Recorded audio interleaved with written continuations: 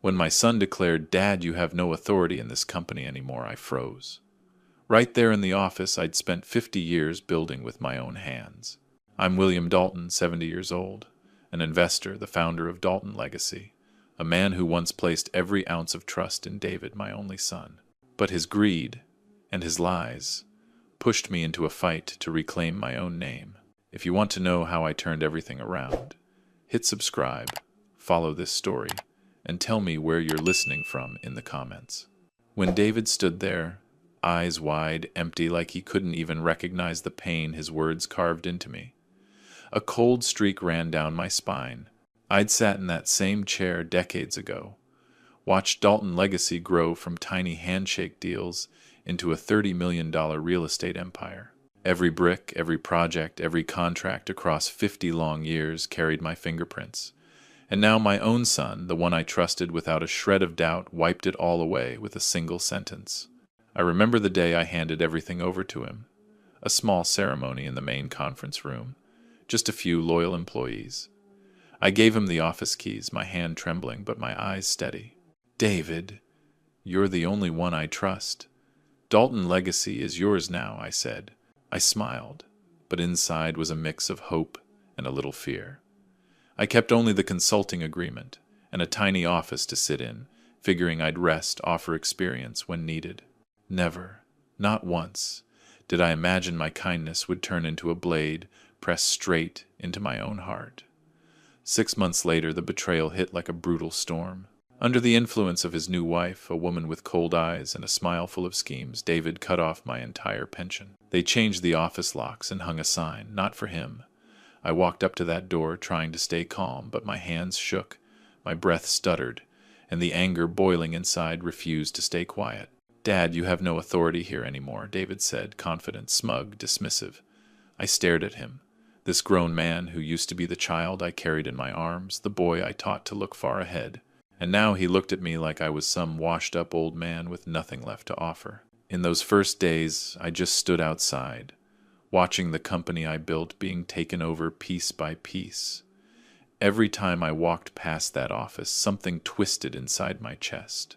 I remembered every framed photo, every award on the shelf, now just silent witnesses to betrayal. I kept a journal writing down every project, every employee, every deal. Those notes weren't business. They were proof. Proof that I had never stopped being the true architect of it all. At night, when the house fell quiet, I'd sit by the window staring out at the Arizona desert, asking myself why trust could be crushed so mercilessly. I spent my whole life teaching David about honor, about leadership, about respecting people. But he forgot it all. There's a kind of pain sharper than any con from an outsider, the pain of being betrayed by your own blood. I kept wondering, did I trust too much? Or does power always twist people into wanting everything, even if it means tearing family apart? And the hurt didn't stop there. I watched David and his wife smear my name with old partners, whispering that I was too old and losing clarity to be involved in anything meaningful. Every phone call from someone who once believed in me felt like another clean, quiet knife slicing into my pride. I wrestled with anger, helplessness, and the fear that my reputation might vanish if I stayed silent. One afternoon in the tiny office they hadn't bothered to strip from me, I stood over the contracts I'd signed myself. And that's when I decided I wasn't bowing my head. I didn't care about reclaiming the company. Money wasn't the point anymore. I wanted recognition for the years, the strategy, the decisions that built Dalton Legacy from nothing. I dove into that consulting agreement. Every clause about intellectual property, every line tied to business plans I created. Each sentence was a legal weapon, quiet but deadly. And I realized, even retired, I still held enough proof to force David to back off. I listed every project I initiated, every development plan David thought he'd stolen clean. I told myself this wasn't about rage. It was about strategy. The kind forged from 50 years of hard lessons. Those plans, those documents, they could pull in millions. And I knew once I brought them to the table, David wouldn't hold the control he thought he did. Then something hit me. The most important truth of all. The pain, the betrayal, the public humiliation, they had all become fuel. I wasn't letting this end here. I would use the law, my mind, and the very plans I created to fight for my name, my dignity, my rights. No apology, no hush money. I wanted a victory that would revive everything David tried to erase. When I closed that notebook and looked out into the empty offices, I knew the real battle hadn't even begun. And out of all that pain, I found the path forward. An attack born from contracts, from ownership, from leverage. David never imagined I still held.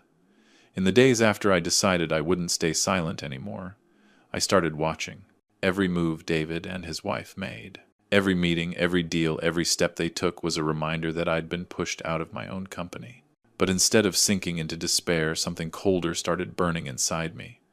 A plan only a man who's lived long enough to taste both triumph and betrayal could put together. I didn't rush.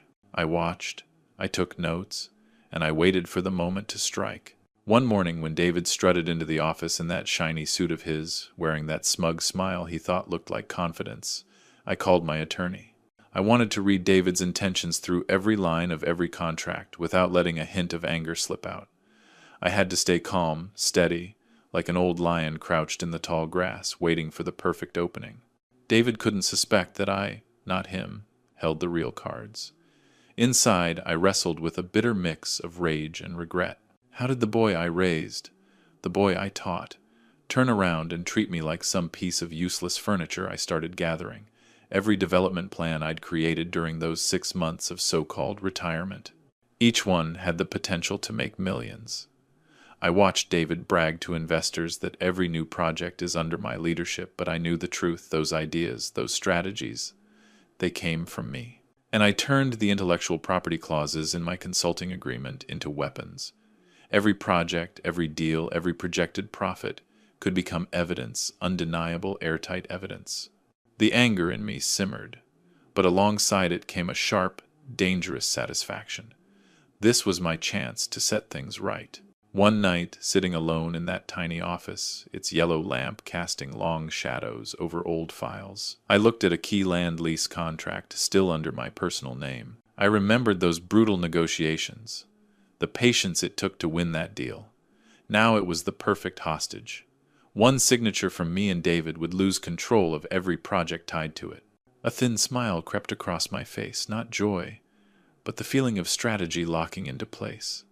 The feeling of a betrayed man slipping back into the driver's seat. But the drama didn't end with documents and plans. I had to face David head-on. In a tense meeting, I calmly presented several new projects, plans I'd completed during my retirement. His eyes twitched, his breath quickened, his jaw dropped. He never expected I still owned the intellectual rights to all of it. "Dad, you can't do this," David stuttered, his voice cracking. I gave him a thin, icy smile, didn't say a word. Silence sometimes is the hardest lesson a man can learn. Inside, I was torn apart, rage on one side, sorrow on the other. I remembered the years I spent teaching him how to negotiate, how to think ahead, and now those lessons came back like a slap across his own face. The power he thought he held was nothing but an illusion. I had to stay patient. Emotion couldn't control me, not now. Every step, every sentence had one goal: force David to acknowledge the value I built. Then the drama deepened when his wife stepped in, trying to provoke him, feeding him venom, trying to turn him against me with cheap insults. I said nothing. I watched. I stored away every detail, every word. All they did was strengthen my resolve. If I wanted to win, I had to be subtle. Use the law on one side, psychological pressure on the other. I started writing letters to old partners, reminding them of my contributions while keeping my legal ammunition hidden inside the consulting agreement. This wasn't a fight over money. This was a war of intellect, a war of endurance. Then, on a blistering Arizona afternoon, when David proudly announced to the staff that every project is under my command, I sent my attorney a detailed list of projects, each one marked with notes showing the intellectual property belonged to me. I knew, the second this reached David, panic would set in. Every project on that list was a legal time bomb, and he'd have to choose surrender or lose everything he thought he controlled. In that moment, I felt something sharp, half resentment, half cold satisfaction. I had been betrayed, humiliated, shoved aside, but now I was turning that pain into a weapon. Every phone call, every contract, every plan was another step toward the climax I knew was coming. Court. That would be the battlefield where I took back my power. I closed my eyes, inhaled slowly, and told myself, David won't understand what he's lost until the judgment comes. And with every piece of evidence, every legal right, every painful memory fueling me, I prepared for the final strike. A place where justice would speak and where David would pay the price for his greed. The plans I kept weren't just proof of my worth. They were the very weapons that would strip him of the projects he thought he owned outright. I never imagined that patience and a lifetime of hard-earned experience would become the sharpest weapons I'd ever wield. When David received the list of projects and the intellectual property that belonged to me, he couldn't hide the panic. I saw his eyes twitch, saw him trying to keep that confident posture, and failing. His wife stood behind him, lips pressed, tight eyes burning with anger and fear. Neither of them ever expected that the old man they once dismissed now held the power to flip their entire world upside down. I called for a meeting in the old conference room, the place where the very first negotiations of Dalton Legacy had taken shape. I sat there quietly, a hot cup of coffee in my hand, staring straight at David. "You know what I kept, don't you, son?" I asked, my voice calm but cold as stone. He opened his mouth, then shut it again. He finally understood that every move he'd made was now under a harsh, unforgiving light. His wife tried to interrupt. "William, don't turn this into some kind of game." I gave her a dry, almost amused smile.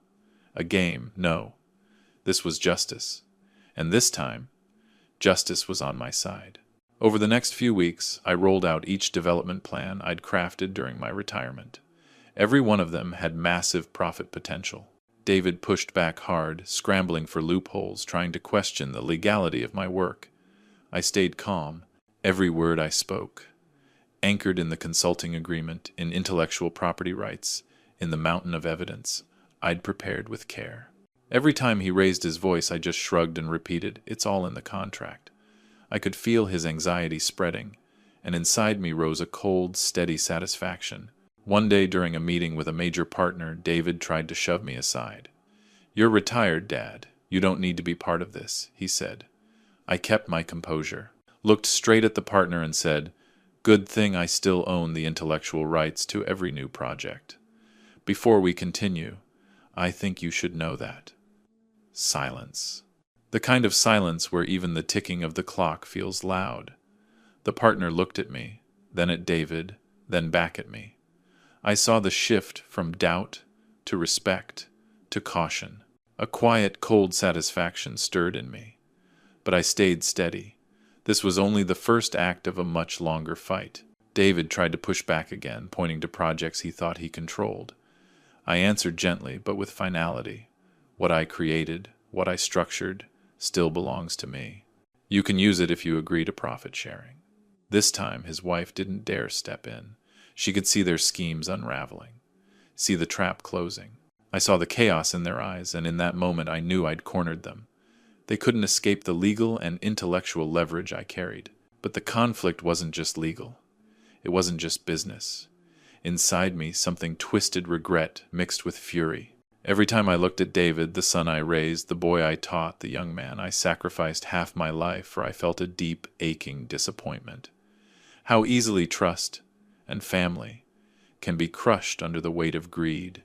I remembered family dinners afternoons, teaching him how to read contracts, and those memories stung more than any betrayal. I doubled down on strategy, on psychology, on the law. I contacted partners directly, reminding them of my role, my work, my ownership. Every call, every email was another weight pressing down on David's shoulders. I watched him crack his pride, shaken his ambition, turning into fear. And that's when I understood strategy isn't just about legal rights. It's about forcing your opponent to see the cage they built for themselves. One afternoon, Arizona sunlight cutting sharp through the window, I called David and said, "We need to settle profit distribution before this reaches court." His eyes were red, his smile strained, and the confidence he used to parade around was gone. I knew then the climax was coming. The courtroom was waiting, and I was ready. Anger, satisfaction, determination, they all flowed through me. I wasn't stopping. Not until my rights, my honor, and the legacy I built over 5 decades were recognized. When David sat there in silence, staring at the plans spread across the table, I saw it clearly: the final legal battle was near. Every preparation, every quiet maneuver, every ounce of pain and betrayal was about to pay off. And from this moment forward, I stepped into the peak of the story, where the courtroom would lay everything bare, and where the consulting agreement and my intellectual property would strike with a force he could no longer deny. The day of the hearing, I walked into that courtroom with slow, steady steps. My eyes swept across the familiar faces and the ones who'd made themselves my enemies. The room was silent, just the rustle of paper, the shallow breaths of attorneys circling their own fears. David stood on the other side, dressed sharp, trying hard to look composed, but his eyes gave him away. Fear, pure, trembling fear. I looked straight at him, and something cold rose in my chest, part fury, part grim satisfaction. This was the moment I'd been waiting for. The moment every wound, every betrayal, every humiliation would finally come to light. When the judge entered, my heartbeat kicked up. I knew every clause, every document, every scrap of evidence I carried would determine how this ended. My attorney began calm, clear, relentless. He laid out the consulting agreement I kept, the intellectual property rights, the proof of David's attempts to take what he had no right to take. I watched David's face tighten, twitch, crumble, as project after project he thought he owned was proven beyond argument to belong to me. He stood, tried to fight back, but every time he opened his mouth, my attorney shut him down with legal facts sharp enough to cut through bone. And I felt something rise inside me, a strange rising thrill. Every time I'd been barred from my own office, every pension payment they stripped away, every public insult, was now fuel for this exact moment. I didn't raise my voice. I didn't lash out. I just watched, calm and composed, each breath soaked in determination. When the judge asked me directly about the evidence and the intellectual rights, I stood. My voice didn't shake. My tone was cold, firm, final. All new projects, including the development plans made during my retirement, are built on my experience, my intellect, my work. Those rights cannot be dismissed, no matter what my son believes. I stared at David as I said it, let him see the anger, the resolve, the depth of what he'd thrown away. His head dropped. He didn't dare speak. Fear had finally swallowed whatever pride he had left. As witness after witness confirmed my contributions over 50 years, I felt the weight of my reputation rise behind me like a tide. I remembered the early days of Dalton Legacy, the sleepless nights, the brutal negotiations, the grit it took to turn scraps into something real. Now all of it stood there beside me, proving my legacy couldn't be erased by greed. A cold, quiet satisfaction filled me, but beneath it, the old hurt still lingered. Betrayal has a long memory. When the ruling was finally announced, my heart pounded. The judge upheld the consulting agreement, recognized my intellectual property rights fully, ruled that David's actions, cutting my pension, banning me from the office, were serious violations of contract. I listened to every word, every sentence, hitting me like a wave, part anger, part relief, part long-awaited justice. David was forced to yield, and I was granted 51% of the profits from every project built on my intellectual work. My chest tightened, half triumph, half sorrow. Justice had returned. So had my dignity. David lowered his head, hesitated, tried to speak, but I didn't care to hear it. I stepped forward, placed my hand on the table, and said quietly, coldly, "You won the company, David, but you lost your father's trust, forever." No sentence could repair what he'd broken. But the message was clear: greed can't outrun reputation or wisdom. When I walked out of the courtroom, sunlight hit my face, and for the first time in a long time, I felt the deep breath of freedom, of victory. I'd reclaimed not only my economic rights, but the recognition for everything I built. As David and his wife followed behind me, I realized this battle had never just been about money. It was about honor, about legacy, about the resilience a lifetime carves into a man. They would live in the shadow of the father they tried to erase. But life doesn't stop at a legal victory. I knew I had another road ahead, a new chapter built on the rights and reputation I just restored. A second beginning. One where I lead, I decide, and Dalton Legacy returns to the course I always intended. I looked back at the empty offices, the contracts I had fought to protect, and I told myself, this isn't the end. This is the opening step of the final chapter, where reputation, intellect, and hard-won wisdom will finally speak for themselves. When the hearing finally ended, I didn't feel that explosive victory people like to imagine. Instead, there was this heavy silence inside me where anger, satisfaction, and an old dull ache blended into one slow-burning current. David stood there pale as paper, bitterness swimming in his eyes. His wife stayed quiet, knowing every scheme they'd plotted had just been flipped on its head. But I didn't linger on the pleasure of winning. I knew that 51% control over the profits was only one piece of the battle. The real victory would be what I built with that power. A few weeks later, I started moving. I didn't return to Dalton Legacy. I built a brand new real estate consulting firm. Projects I led myself, using the rights I'd just won back in court. Every contract, every project, carried my signature, my judgment, my experience. But this time I trusted no one blindly, not even my own son. Something in me had changed. Wisdom and age, they weren't just traits anymore. They were weapons. And I intended to use them to rebuild an empire on my own terms. Meanwhile, David and his wife had no choice but to pay out my share each year, exactly as the court ordered. I heard whispers, saw the numbers. They were struggling, juggling projects, negotiating with partners desperate not to violate my rights again. And in one strange, bitter moment, I realized something. The people who once dismissed my name, doubted my judgment, questioned my clarity after retirement, were now stuck living in the shadow I cast. I wasn't thrilled because of the money. I was satisfied because justice had finally spoken, because greed could not outrun intellect or reputation. Then came an unexpected twist. Old partners, the ones who doubted me, even mocked me, started reaching out, offering new deals, wanting to work with me directly. They didn't see me as just the old founder anymore. They saw me as something more, a symbol of credibility, wisdom, and grit earned the hard way. That's when it hit me: a man's true legacy isn't a company or a fortune. It's the respect he earns over a lifetime. Respect no one can steal. One quiet afternoon in Arizona, I sat in my new office looking out at the open desert. I thought about everything that had happened. The betrayal, the humiliation, the shock of being pushed out by my own son. And somehow, from all that pain, I had found strength and patience and experience and courage. I let out a small smile. Steady, cold. I hadn't just won back my rights. I'd built a new chapter, one where I controlled every direction, every move, every consequence. But the emotions still lingered. Every time I thought of David, there was a mix of sorrow and fury. Sorrow, that ambition had turned him into a man willing to betray his own father. Fury, that he believed money could replace trust and honor. I knew our relationship would never return to what it once was. Some wounds don't close. Some bridges burn for good.